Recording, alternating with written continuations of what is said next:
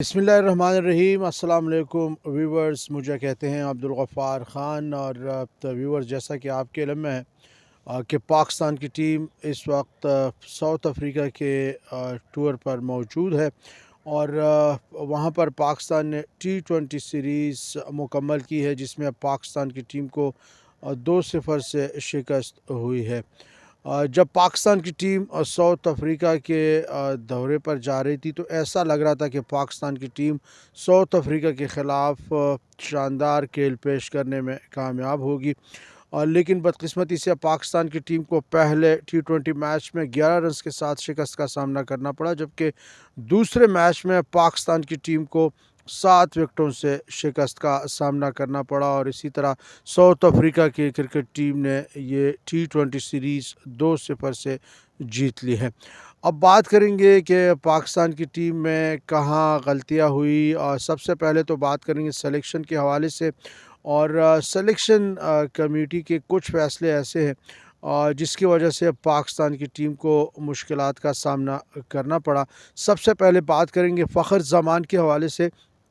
और अगर फ़खर ज़मान इस टूर में होते तो डेफिनेटली पाकिस्तान का जो टॉप ऑर्डर का शुबा था वो स्ट्रॉन्ग हो जाता। और सैम अयूब जिस तरह बड़े अच्छे फॉर्म में मौजूद है, और साइम अयूब के साथ अगर फ़खर ज़मान बहैसियत ओपनर बैटर मैदान में आते और इन दोनों से ओपन किया जाता तो पाकिस्तान के लिए बेहतरीन होता, लेकिन ऐसा नहीं हो सका।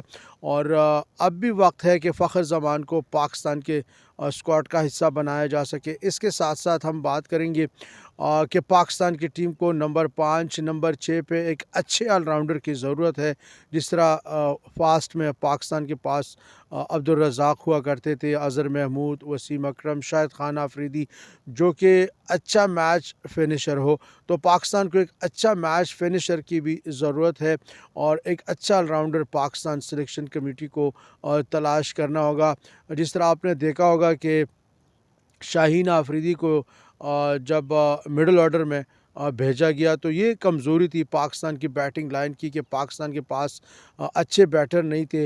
हालांकि ज़रूरत क्या पड़ती कि आप एक फ़ास्ट बॉलर को, जो कि ना अब ऑलराउंडर बना है, और उनको आप बेचते हो। तो अगर अच्छा पाकिस्तान के पास फिनिशर होता, अच्छा ऑलराउंडर होता, तो ज़रूर वो पाकिस्तान को उस मैच में जीतवा सकता।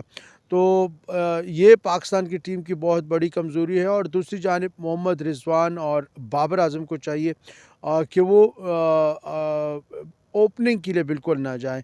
मसलन ओपनिंग फ़खर ज़मान और साइम अयूब से किया जा सके, और 1 डाउन की पोजीशन पे बाबर आए, 2 डाउन पे रिजवान आए। तो इसी तरह भी ये एडजस्ट हो सकते हैं बहैसियत ओपनर। अब इनकी कारकर्दगी उस तरह नहीं है जिस तरह T20 क्रिकेट में होना चाहिए। इसके साथ साथ पाकिस्तान सिलेक्शन कमेटी को एक अच्छा ऑफ स्पिनर तलाश करना होगा। और ऑफ स्पिनर और लेग स्पिनर का जब कम्बिनेशन होता है तो बहुत अच्छा ये टीम के लिए होगा। तो पाकिस्तान की सिलेक्शन कमेटी को बहुत बड़ा काम करना है अब भी। और जो आउट ऑफ फॉर्म बल्लेबाज है, इनको भी टीम से फ़ारिग नहीं करना चाहिए। जिस तरह उस्मान खान की अगर हम बात करें, बहुत ज़्यादा मेहनत के बाद वो भी टीम में आए हैं। और इस तरह अगर हम दीगर जो खिलाड़ी हैं उनको भी मौक़े देने चाहिए। जब आप तसलसल के साथ खिलाड़ियों को मौक़े देंगे तो आपकी टीम जीतने में कामयाब हो जाएगी। बहुत शुक्रिया हमारे साथ जुड़े रहने के लिए।